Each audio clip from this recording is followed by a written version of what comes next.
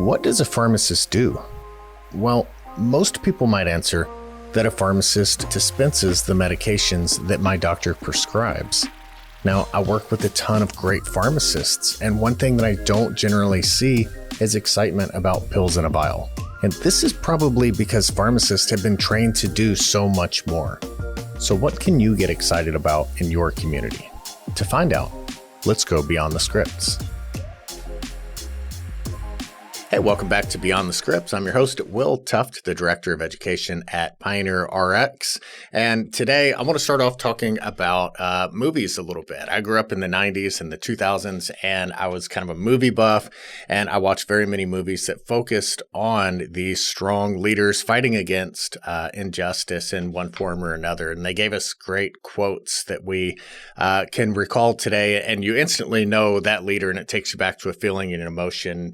Quotes like, "What we do in life echoes in eternity. And on Wednesdays, we wear pink." And that they may take our lives, but they will never take our freedom. These iconic quotes from these leaders fighting injustice in those movies.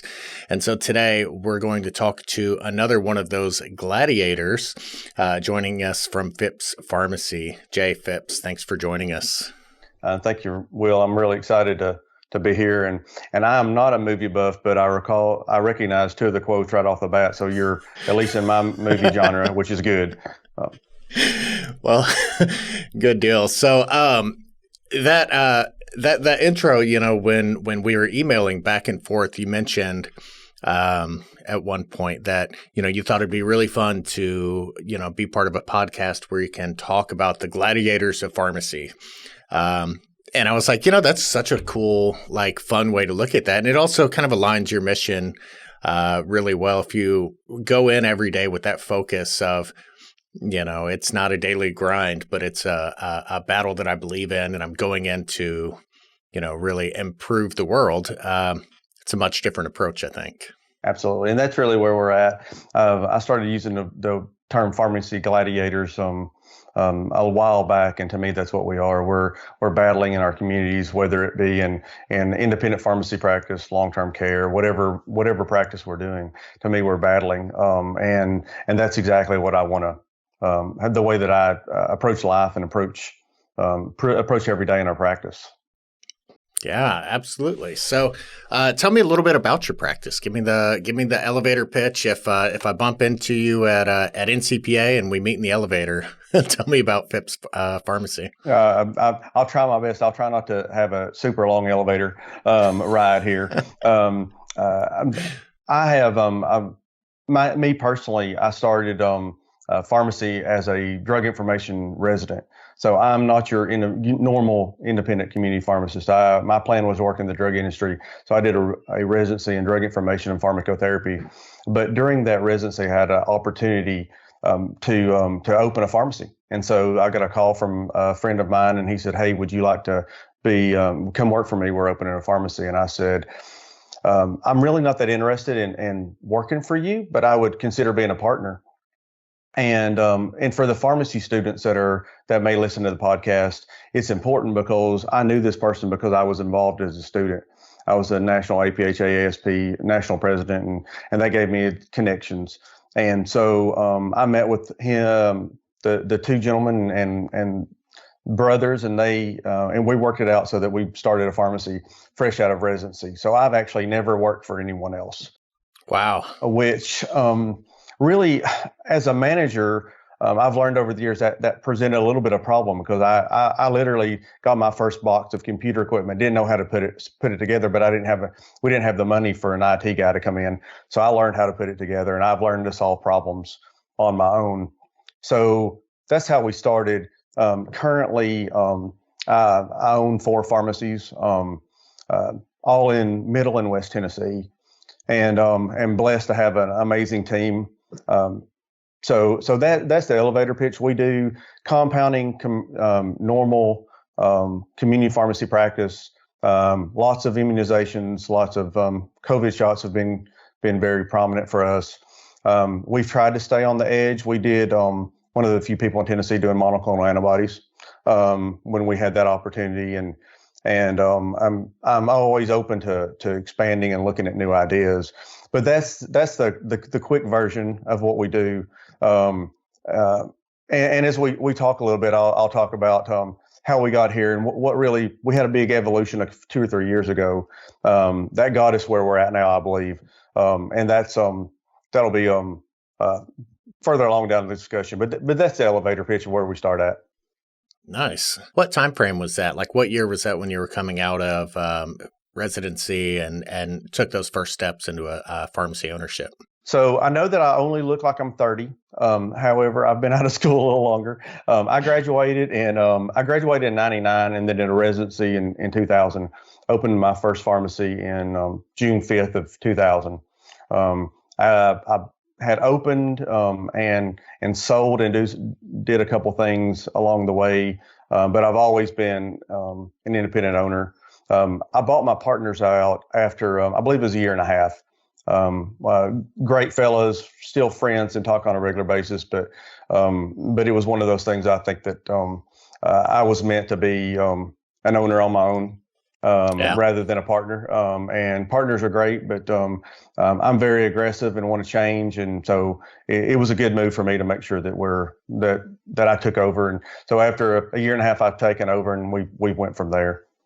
Looking back, like, what kind of advice would you give somebody in that situation today? And is it because the market has changed, and it's a different world than it was in 2000? Or, everything being equal, do you look back and say, if you were coming out of pharmacy school, you're going to gain so much insight. You should work at an independent for 5 years first, or you should work in a big box and know your enemy, and then go to an independent for 3 years. What do you think would be ideal if you were looking back with what you know now? Ideal would be working with an independent for a few years. I will say the advantage of going out and truly going on your own. And my partners were, like I said, were great people, but they weren't in the store. One of them walked in the store once and said, "Oh, it looks great," and he left. And the other one spent a little bit of time there, but we never worked the counter together. We never took care of patients together. That's not necessarily the ideal situation. But what it does present and give you is you have to be able to solve problems. And to me, that's what you want to be able to do. And that's what community pharmacy practitioners do, is we just solve problems. And so ideally, though, I think if you could work for 3 or 4 years with an independent and then open your practice, I will say the advantage of not ever working for anybody else is I wasn't used to making a certain salary. When I graduated from a residency, what I was making as an independent owner was not what my friends were making, but it was a whole lot better than it was when I was a resident. Now, I told a story again this week about how when I first opened up, I had a house in Memphis where I went to pharmacy school, bought a house in McKenzie, and so I would go to the bank to borrow money for the business to write myself a check to pay my 2 mortgages. And so that's not for everybody, but I'm risk averse, and so I'm not. You have to be a little aggressive, a little enjoy risk a little bit to do this. So if you had the opportunity, I definitely would work with somebody. But if you had the right person and they were aggressive enough, I wouldn't hold anybody back from going to do it on their own initially. Now, there's some hard lessons to learn, very hard lessons and expensive lessons that you learn when you do it on your own from scratch. But sometimes then you look back and you're like, well, at least we made it through it, and you grow through all those things. Yeah, I always try to look at the mistakes that I've made that cost me money and opportunities, and and emotional scars and everything else, and I try to look at those as an investment in myself, and like you got to keep moving forward and don't let that bring you down. But I think really it sounds like you kind of have to know yourself too. For that. That's definitely not for everybody. And what's interesting is through this podcast and just through working at PioneerRx, I've met so many pharmacists that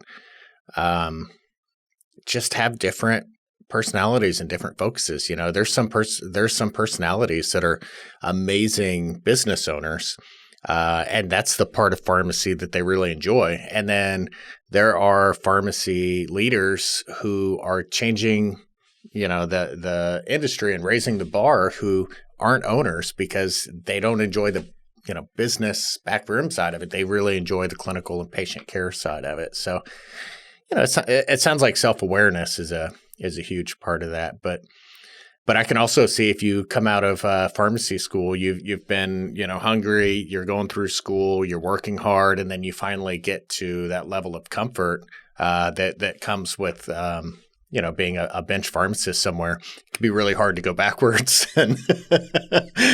Absolutely. And the situations I guess a big advice is the situation will never be perfect. I had a conversation with a good friend of mine recently, and the price of pharmacies are down right now. So if you're looking at buying a pharmacy, now is a great time from the purchase side. Now, the business, we're not making as much money, so that's why there's one of the reasons why the price of them are down. The other is the buyers are out of the market. There's not as many chains buying pharmacies as there was. But we talked, and he's like, hey, I want to pay off my student loans before I buy a pharmacy. I want to pay off my truck before I'd really like to have more paid on my house. Well, it's never going to be perfect. You're never going to, unless you just happen to win the lottery and you've got tons of money. And if you do, you probably need to do something outside of pharmacy if you're really interested in making lots of money. But it's never going to be perfect. And so a lot of people I see want to own their own pharmacy, but they never take that step because the scenario is never perfect. Having 2 mortgages, having a business loan, starting from scratch, filling 13 prescriptions your first day. That's not ideal. That's not where you want to be. And was it perfect? No, it wasn't perfect. But if you wait for it to be perfect, I think you'll be waiting forever, and then you'll be, retirement age going, man, I wish I'd really bought a pharmacy. I wish I'd tried it. You can put as many challenges in front of you as you want to. There's always going to be something. But to me, I'm always looking for the positive. Where can we go forward? What can we make out of this? Let's take advantage of the opportunities that we can when we can take advantage of them. And I'm definitely a glass half full person, not a glass half empty. And I try to steer away from people that are negative and looking for those problems. I'm always looking for a solution. And that's I think that's what's made us successful for 20 years, 22 years now, starting from scratch, is that we're always looking for a solution. Yeah. Outlooks are really contagious. So make sure you have people with that positive outlook around you. But that timing is never right with anything in life. Is it the right time to get married, to have kids, to go back to school? There's always adversity with any of those. So you move into that first pharmacy ownership role. Tell me how that kind of moved forward into 4 locations. Well, one of the big things was it was just keeping my ears open, talking to people. Finding out, asking sales reps and suppliers, hey, do you know of anybody that might be willing to sell? And I had the opportunity where a couple of people called and said, hey, do you want to buy my pharmacy? I bought my second location, which I then transferred to someone else for ownership, sold it, but 2 years in. So I was at 2 stores in 2 years. And then 2008 was a big year. We opened a store and built a store. And then really we were a little stagnant for a while. We didn't have a lot of growth. We were growing inside, but not outwardly. And one of those reasons is one of the stores that I opened just never panned out, and I kept the money from all the other locations were feeding it, trying to keep it afloat. And probably one of the wisest business decisions I ever made was to combine two locations, which was hard because I'm not a quitter. I don't like the idea of just tapping out and being done. But that actually started turning things around whenever we combined the 2 locations. Our business actually picked up. They were about 4 miles apart in a town of about 70,000 people. So that 4 miles is far enough that you would think they would be okay, but they just never did. One of them, the locations never did well. And that was one of the biggest mental challenges for me, was to say, all right, let's just throw the towel in. And that's one of the lessons I learned hard. We could have been in a different place financially if we had done that sooner. So now I know. So, I mean, those are the kind of things that you wish you could do over, but it changes the way that I think about things now. And it definitely makes me a better business person, knowing that one location was not the right one. Now let's go and move somewhere else. And so we sat with 2 locations for several years, 4 or 5 years. And honestly, about 2017, 18, somewhere in that time frame, I had a medical issue. I actually started having weird sensations down my spinal cord, where I just fall out, like not pass out, but just where I would lose control of my arms and legs.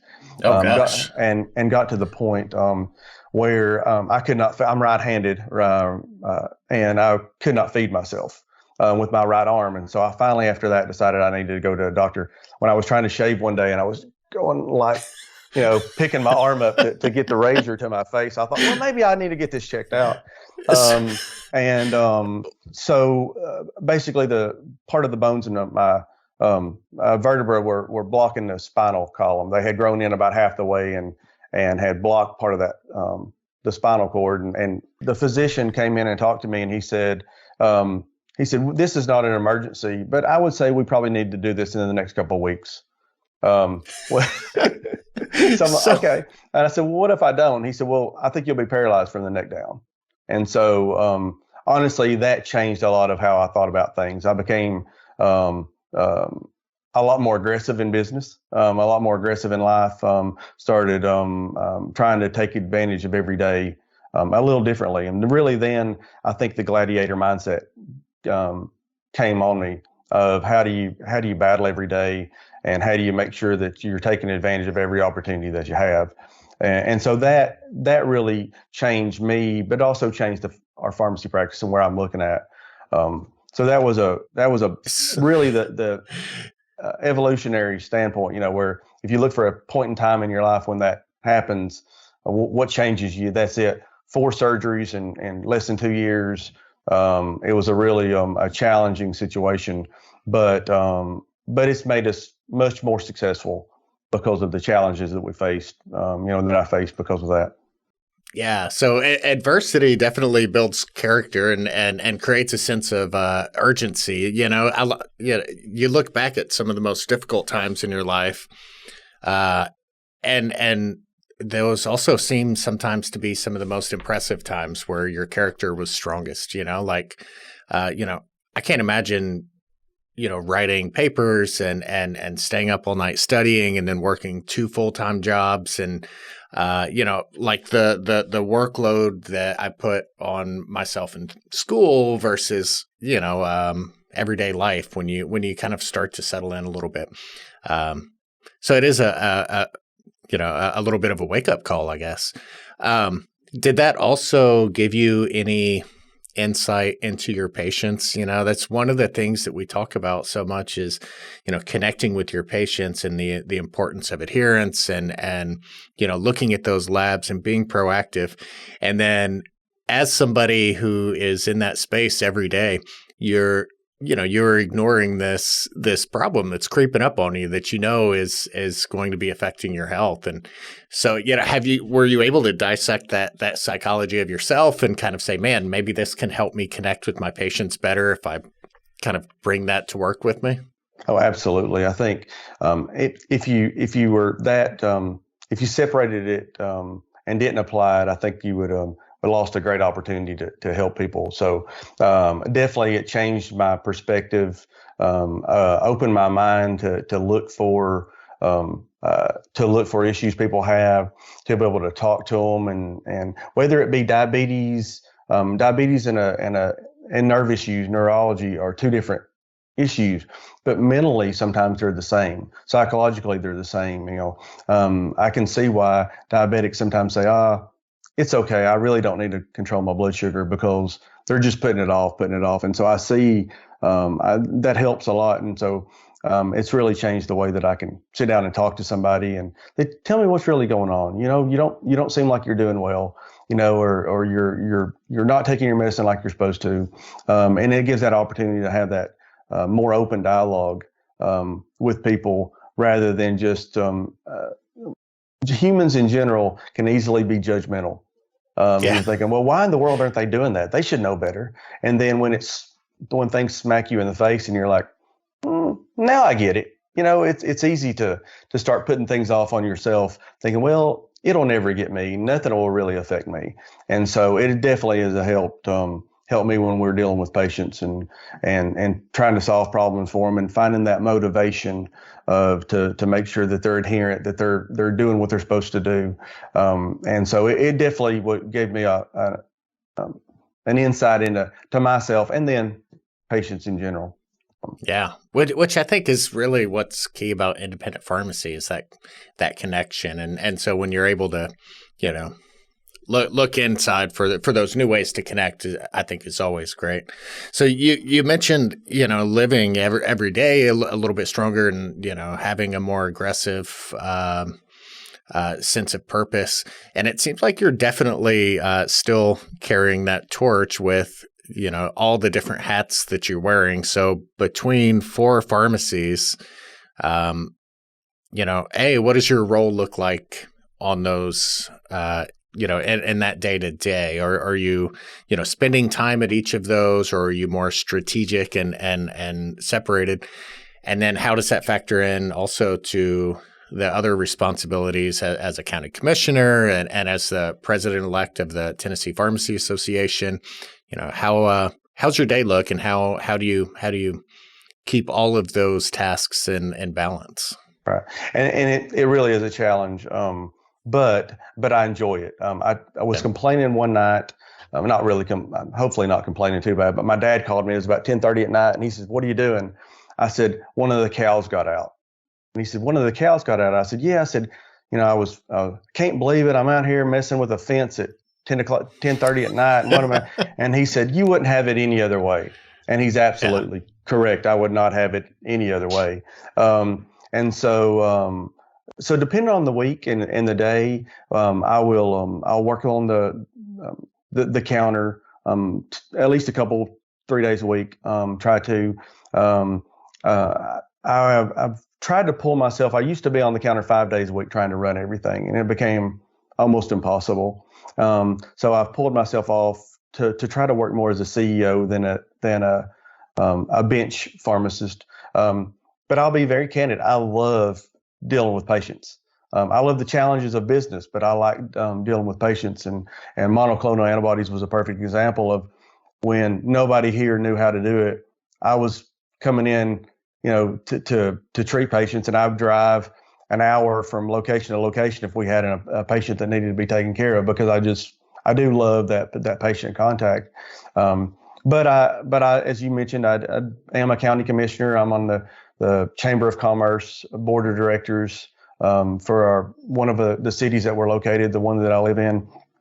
County commissioner. Also have a 6-year-old and an 18-year-old. So there's activities, you're running from T-ball games to soccer games and that kind of thing. But it's a challenge sometimes to have a good work-life balance, because work could occupy 24 hours a day, 7 days a week if you allowed it. But I like that challenge of how do you get it all done. But I do see me moving more into a CEO role since 2020. That was a changing part for Phipps Pharmacy, not because of the pandemic. The pandemic was huge for everybody, but I had decided. I did a little survey from Tony Robbins, a motivational speaker guy, and this is what drives you. And I did the survey, and it came out that what drives me is change. And so once I knew it, but I never had really thought of it the way that it presented it. And so in the first quarter of 2020, we changed wholesalers, changed buying groups, changed PSAOs. We switched to PioneerRx, and I opened a location all in the first quarter. Wow. Not to mention a pandemic occurred, Sure. which would have been enough. So all that was the first quarter. Then a year later, we bought our fourth store, which would have been in July of 21. And so identifying that change and trying to figure out, like, how do you change and how do you make things better? We've changed phone systems in the last 2 years. We've become active with CPESN in the last 2 years. All those because I really identified it. I enjoy that change, and either you change quickly or you lose, is my opinion. And so we've tried to be adaptive and not change things that are working well, but find where we're missing and make change to get to solve problems and solutions in our business. And so it really has evolved. Phipps Pharmacy has doubled its staff numbers in the last 2 years. Oh, wow. And so, and a lot of that's just because we're committed to finding those problems and solving them. We've added, I call them community relations specialists, which are sales and marketing positions that are out talking about our pharmacy in the community. We do strip packaging, which we call Phipps Pack. We do immunization clinics on offsite. We do compounding, and so we're out talking to providers and that kind of thing. Those are things that I sat back and thought, I need to find somebody, and then really in the last few years decided, all right, let's quit talking about it and thinking about it. Let's just go ahead and make the change and do it. And so, Yeah. And really, I know it's a Pioneer podcast, but I've been, one of the biggest changes we've made, and my staff is happy with the changes with Pioneer. We're so much more efficient. We can do more things. And that's really what I wanted to do. I wanted to look at everything in the marketplace and what's the best, what gives us the best tools to be successful. And there's some others out there that do a good job, but I don't think to the extent that Pioneer has done. And that gives us opportunities to do more patient care in less time, which is great. Yeah, I mean, I might be a little bit biased, just given my title, but it's that exact focus that we spend a lot of time talking to pharmacists and align our programming and our development with those same goals, and so it just seems to work well. So you've got a lot of kind of enhanced services, I guess, that you guys offer. I guess you're doing MedSync if you are offering strip packaging. What kind of strip packaging are you offering? Well, we have the Prada Pass. So, and it's actually an interesting story. We have a lot of Phipps programs here. We do Phipps Pack. Last year we had our pharmacy picnic was Phippsapalooza. We go on Phipps field trips. A year and a half ago, I took all my lead techs, and we went to Bob Lomanak's store because my techs didn't believe we could do MedSync. They thought I was nuts. Oh, this isn't going to help. This isn't going to change. And so I said, just get in the car. We're going on a trip. So it's a couple of hours, went and they saw it. And so we're still not where I want to be, but two of the locations are in that 40 to 50% range of MedSync. The other two, the store we bought in July, is just now starting because they did not, before I purchased that store, they didn't have a point of sale. They had a regular cash register. So they were a little behind. They didn't have COVID vaccines. They were, we're getting them there. But MedSync definitely has made a change to our practice. And we were discussing it the other day. Sometimes setting a patient up can be a little challenging mentally. How do you figure out how many tablets to give them, this, that, and the other? And I said, was it better when people would walk in on Monday morning and say, hey, I need my 20 things right now? Or is it better to have the mental challenge of how do you organize them and get them set up?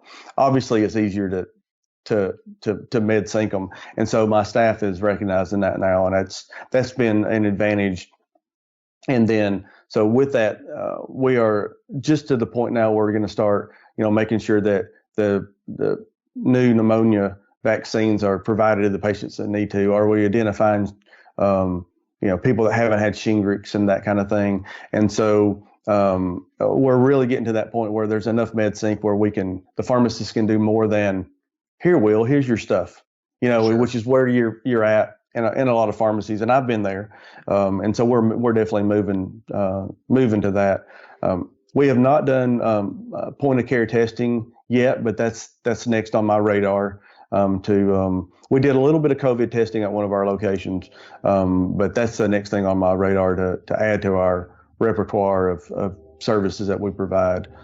Yeah, that just makes so much sense, and I think that's one of the things COVID really kind of opened the door to, is just normalizing that service that just makes so much sense. When somebody has flu symptoms, just to be able to go to one stop, get in and out neighborhood pharmacies. It's going to be interesting to see where that is in a couple of years. But I think it's going to be just like providing flu shots. That's exciting to see. So you guys also offer a couple things that are kind of unique to Phipps Pharmacy.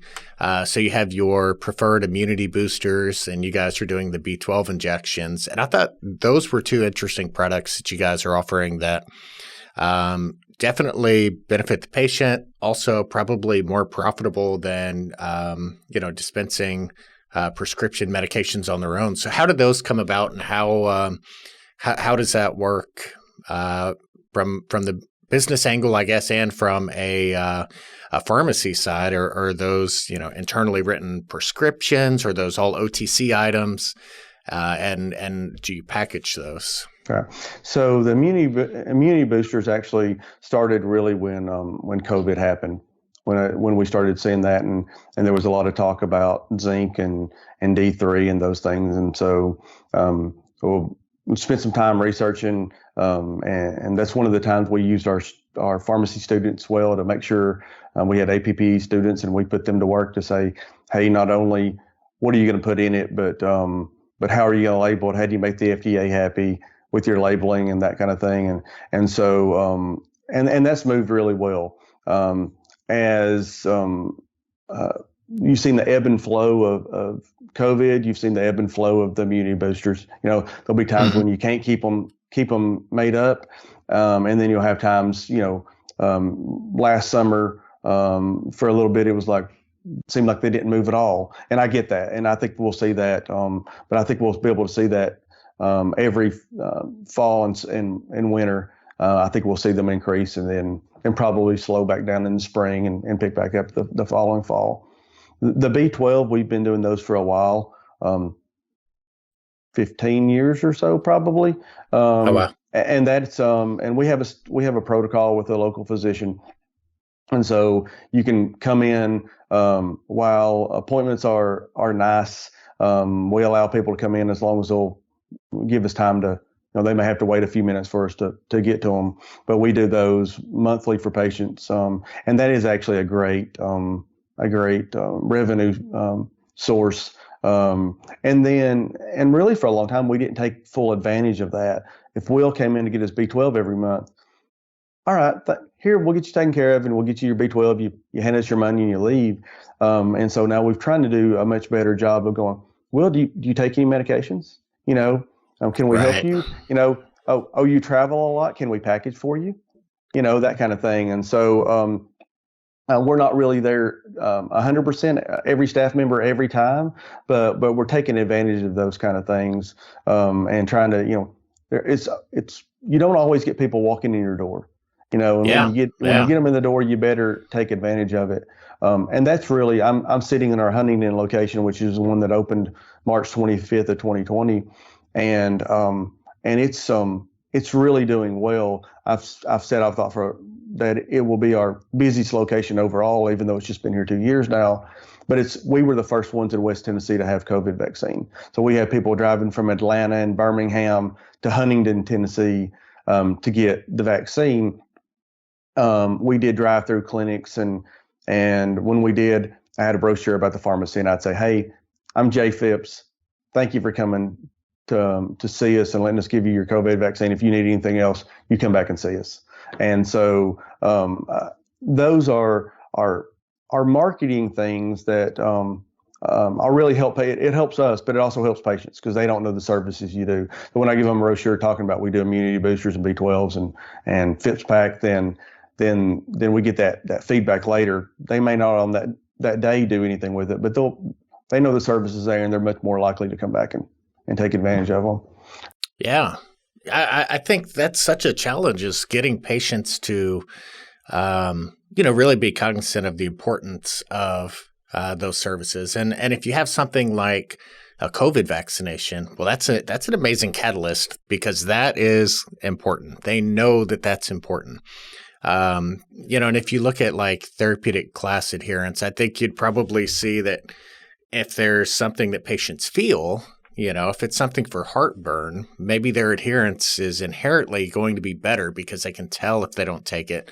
Whereas maybe something, for hypertension, when left to their own devices, is probably going to have a lower adherence rate because they can't really feel it. So those B12 injections seem like a really great way to, kind of have that marketing that people feel like they're doing something healthy.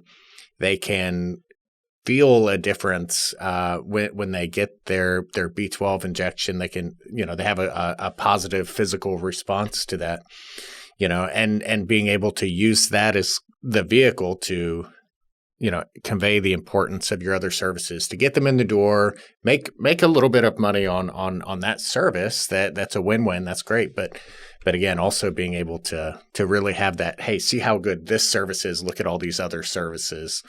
It's such a great way to get people in the door and to start conversations. Absolutely.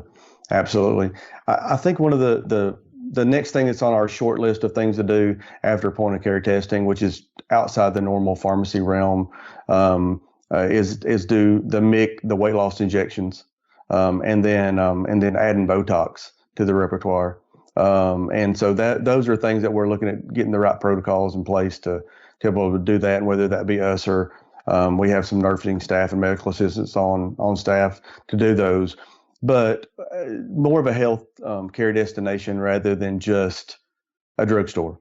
And I'm okay being a drugstore, but let's get you in here to do other things. And while you're in here getting your weight loss injection, let's counsel about diet and exercise and those kind of things. And that'll be that's another thing that's on my short list of things that we're going to start adding.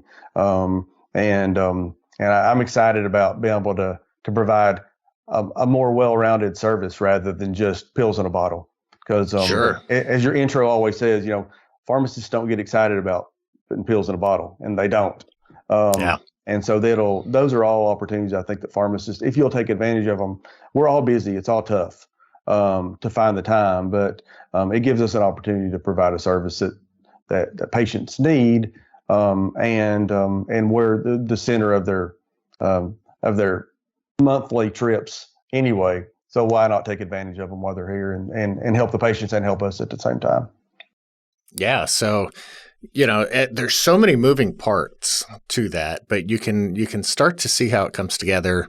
When you do have that patient going through a MedSync process where you're doing that monthly MedSync call, which you're, basically doing a CMR, you're looking at all of their adherence. You're looking at their drug history, their immunization history. You're asking them questions and feedback. You can kind of see where that appointment-based model starts to take place, and makes sense.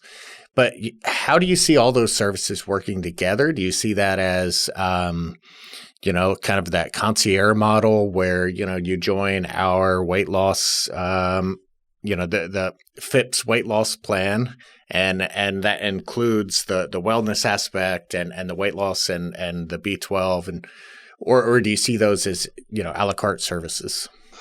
I think they could be presented either way. We may start as a la carte services, and then we may look at a full encompassing program. And so that really will just depend on how it evolves. We'll start and see. I think just as an initial a la carte thing, we'll start in that direction and see where it ends up and see if there's that demand. I see people all the time on InstaFace doing these high dollar weight loss programs from non-healthcare providers, Right. and so I do think that's a great opportunity for us to put that program together. People that have basically just made a lifestyle change, and now they're selling that lifestyle change to other people, which is great. But I think we can add a different level of experience and knowledge that those a lot of those people can't do. And so I do see that as evolving into a more complete program. Yeah, for sure. So I was looking at the Phipps Pharmacy Facebook page, and you guys have a lot of great content up there. And I wanted to talk a little bit about your employee engagement, community engagement, because there's some really neat things. First off, congratulations on the recent NICE award. I think that's really, really cool to see pharmacies being recognized for, what community pharmacies are doing in their communities so often. So big props on that. If anybody hasn't heard of the NICE awards, those are the NCPA awards that are handed out in various categories every year. Yours was with, was it community outreach? Engagement, yeah. So you guys really rallied around a local natural disasters, flood, and you guys were there to really serve your communities. One of the things that I thought was really neat was you advertised on Facebook that you're here with, some of the basic household needs or just a conversation. And I was really thinking about that. It's like, probably nobody's going to say, hello, I'm here for one conversation, please. But it does set a nice pace of, look, everything is chaotic right now and everybody's in a hurry. And when I go there, I don't need to be, I can slow down and I don't need to be in a hurry there. And I thought that was a really neat thing to just kind of set that expectation within your community. Right. And we have a lot of people that run in and out, and that's good. We've tried to go with a boutique type feel at all the locations. All the locations now have, all but one have their chairs set up in circles. We've got games in the table in the middle, and you'd be amazed how many people will come in, wait on the prescription, and start playing tic-tac-toe with a stranger. I never thought it would happen. It kind of gives you that kind of feel that you get at Cracker Barrel where you're playing checkers kind of thing. But and we've put coffee bars in all of them where we have just a Keurig and people will come in and sit, and some people will just come in and have a cup of coffee and sit down. But if nothing else, while they're waiting on their acute meds and you're trying to get them taken care of, hey, if you'd like to have a cup of coffee while you wait, it makes things so much easier. They're not standing there staring at you going, hey, how much longer? Not that our wait times are long, but sometimes people are in a rush. But it's really interesting of how much more relaxed they've become as that's happened, and they grab a cup of coffee, they sit down, they start talking to people that they, instead of looking at their phone, which is what everybody does, stares down at their lap, with their phone in their hands, they're much more likely to have a conversation with each other and then with our staff, because it just gives a more relaxed atmosphere. It really has helped, especially in our compounding location when things aren't automatically made up, and we do some anticipatory compounding. And so, but we don't always it still may take a little while to get it in the right container, kind of thing. And so that gives them time to kind of chill a little bit, especially if they live out of town, and they can have that nice relaxed thing. And then, talk to us about what's going on at the T-ball game, or what's going on at the high school, or what's on whatever's, who's running for county office or state office. And we have those kind of conversations that you don't get in a big box store. You'll never get that in a big box store. And when you walk in, we're going to know about their children and their families and ask how they're doing, and they're going to ask about ours. And so to me, that makes the difference. Well, everybody can give a drug and a bottle at a reasonable amount of time. And pretty much now, almost maybe not identical, but very similar pricing. So that's not the commodity. The commodity is the care that you provide to them while they're there. And it's not all about their blood pressure. Sometimes it's about how they feel, how their family's doing, that kind of thing. So, yeah. So with 4 locations delivering, that kind of community engagement, it's going to be difficult to keep that consistent and keep everybody on the same page. When you have how many employees would you say between the 4 locations? 42, I think. Yeah. Okay. So I mean, that's a pretty big team to keep on the same page. On your Facebook page, I saw pictures from the 2022 Phipps Pharmacy Forum. A lot of alliteration with Phipps Pharmacy. And what's interesting about that, it's a funny story about me. I have a speech impediment. I had a speech impediment when I was a kid. I could not say F's. So when you are J. Phipps and you own Phipps Pharmacy and you have a Phippsapalooza or a Phipps Pharmacy Forum or a Phipps Pack, I have to, when I answer the phone, I will stop because it's hard for me to say those things still. And so it's really interesting. I almost did not name the pharmacy Phipps Pharmacy because I struggled saying it. And I'm really glad I did. My accountant talked me into it. I'm glad he did. But there are a lot of alliterations. So yeah, we have a forum. We missed a year because of COVID, but we try to do that yearly where we get together. And this year we talked a lot about packaging and our Phipps Pack program and how we set people up. And we're delivering all over West Tennessee, which is a 70-mile radius, so 140 miles from our packaging location. So we're making sure everybody's on the same page. Talk about the customer experience. To me, it's more about an experience and an interaction. Interaction is easy. They do that at the convenience store. Sure. I want you to have a good experience while you're here. And so those have, like the forum and our Phippsapalooza, where we get together and hang out together as a family, that kind of off of work atmosphere. I think that's really helped getting people on the same page so that our staff knows the expectations. We have weekly meetings with my directors of pharmacy and my marketing director, and to make sure we're on the same page. And then when I do try to visit every location at least every 2 weeks at minimum, and I'll go in, and that way I can in Huntington 2 weeks ago I was there and I noticed the way they were bagging things, and it worked, but it was inefficient, Sure. And I said, because they were bagging and setting things to be hung up in the counseling area, because that was the easiest place to set it. And so we immediately came in with a solution, got them a bagging station so they can bag scripts after they're checked to go to hang and will call. But then that allows that experience to be better, because before the experience was about speaking over a pile of stuff that was waiting to be picked up, which is not a good experience Right. at all.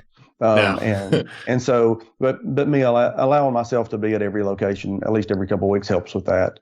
And having that interaction with our staff, with the directors every week, has really, I think, made a big difference too, because we can identify problems, and then it's not about me communicating to them, it's about them communicating with everyone.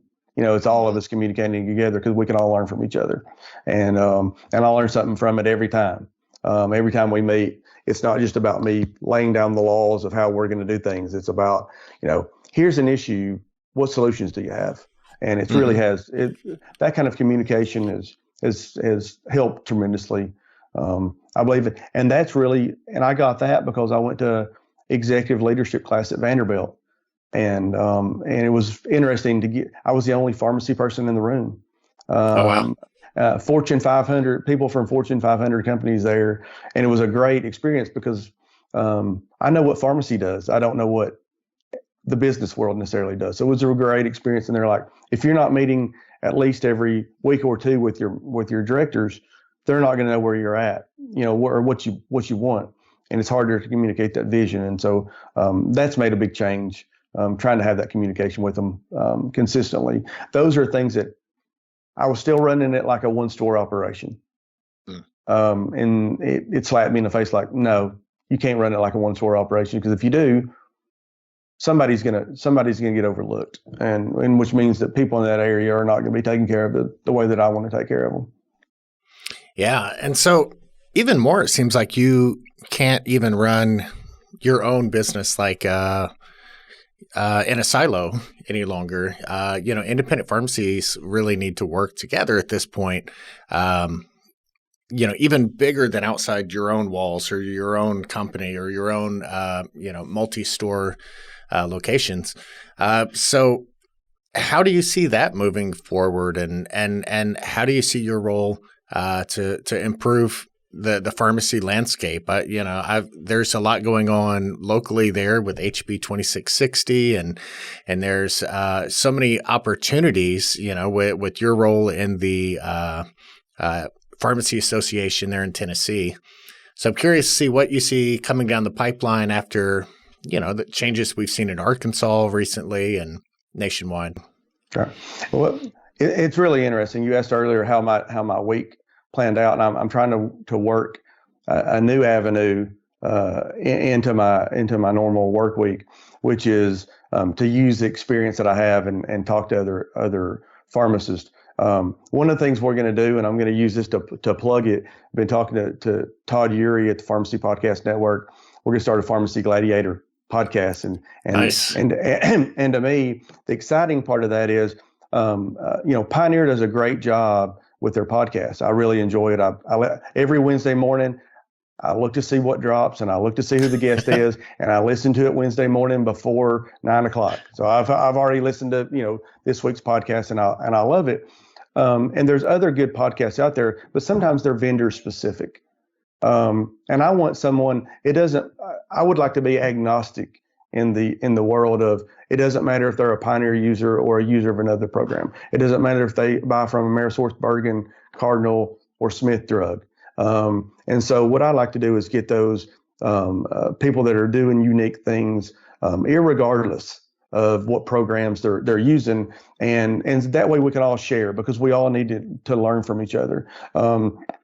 And so that's going to be one of the things that you'll see new coming up, the Pharmacy Gladiator podcast. So I'm excited about starting that, and then pulling people from every practice and pulling them together, regardless of vendors or affiliations. But I'm also spending a lot of my time. Just this week on Tuesday, I had a lunch with a pharmacist, independent community pharmacist, about 30 miles from me. And he was asking, wanting to ask how we did some things. And so we went and had lunch and talked about issues.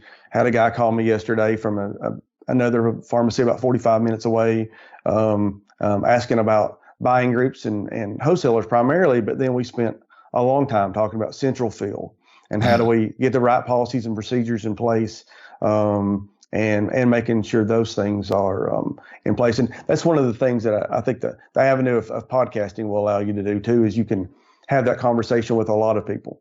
Instead of just having that one-on-one, you can then have somebody that's really good at MedSync, and then let everybody learn from that. Who's doing the best practices, kind of thing. So that'll be to me, that's the next big step. I will be very active with TPA over the next year, and then next year as president, and then continue on the board for 3 years after that. I'm excited about that opportunity.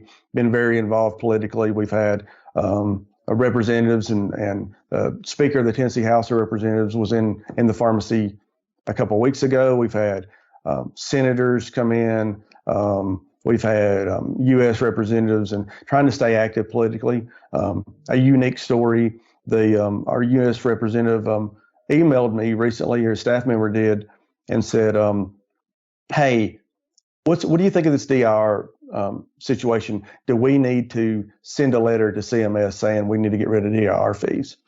And I laid out, and of course, yes, please. Amen. And so it was actually great, because I gave this list of experiences that I had, and his letter included those. And so they emailed back the next day saying, "Hey, he's signing on the letter. He's doing it." So And any pharmacist can do that. And I encourage you to, regardless of what state you're in, be involved. Let them know who you are. We have a lot of people coming in and out of our doors, and so it's important that the legislators know that as well. That they know that we have an influence on the patients that come in and out of our door. So that's one of the avenues.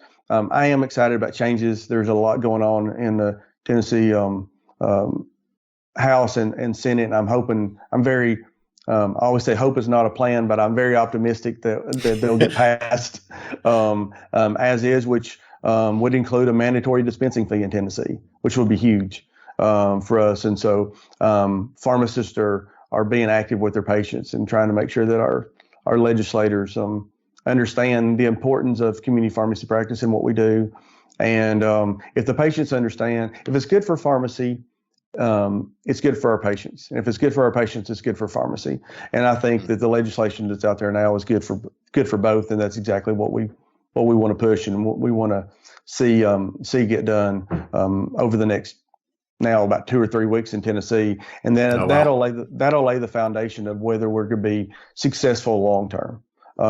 If we can get some basic ground rules placed with PBMs, then that will give us the opportunity to go forward and be able to do these other activities that we're talking about, because at least the practice that we've been used to will be solidified a little bit. It won't be as stressed, and we'll be able to take care of patients because we're not worried about how much money's coming back on the backside, how many drugs are we getting paid below cost, those kind of things.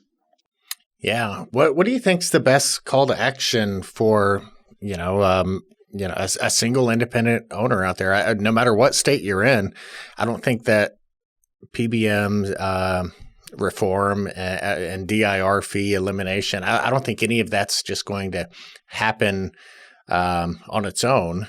So, what's the best call to action? Is it a unified voice through the state pharmacy association? Is there value in writing independently and reaching out? Like, give me a couple action steps if I'm currently not letting my voice be heard.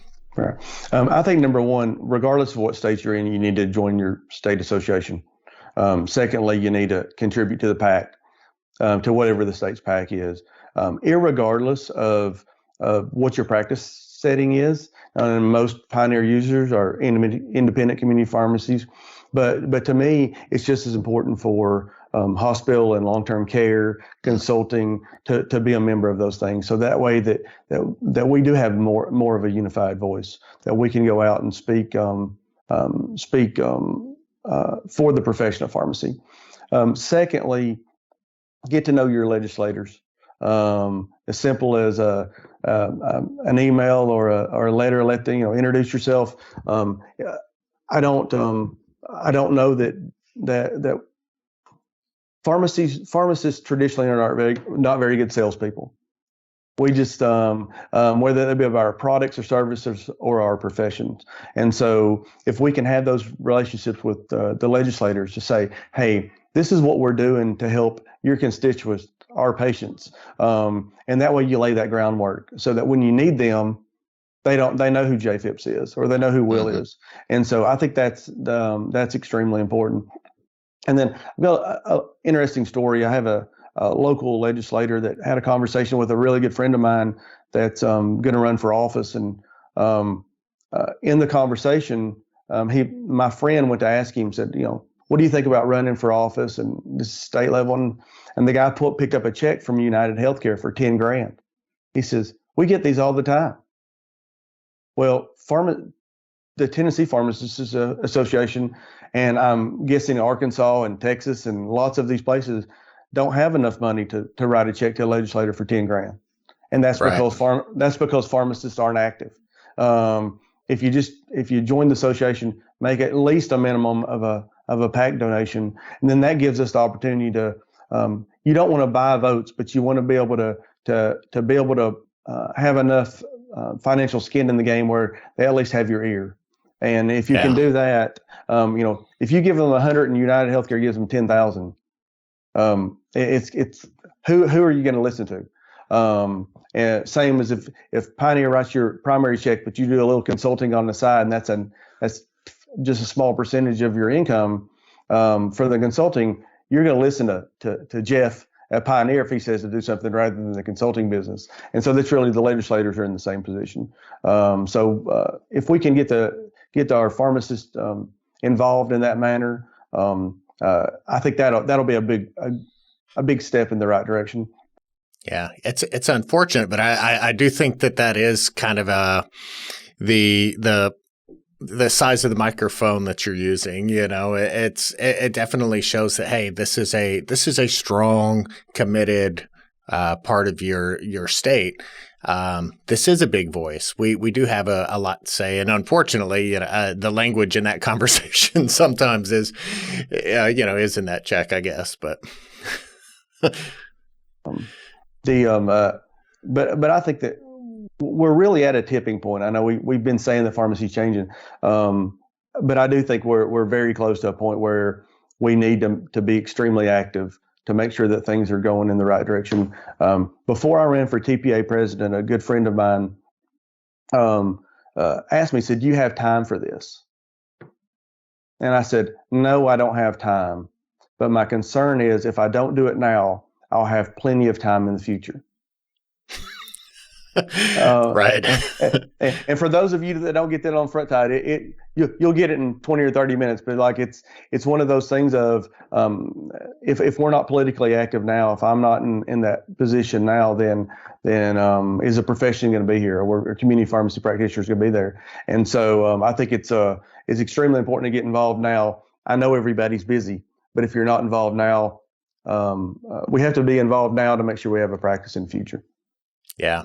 Yeah, there's plenty of urgency, in the day to day, but what the wildly important goals, are really important to put ahead of the daily urgencies, focused on that big picture.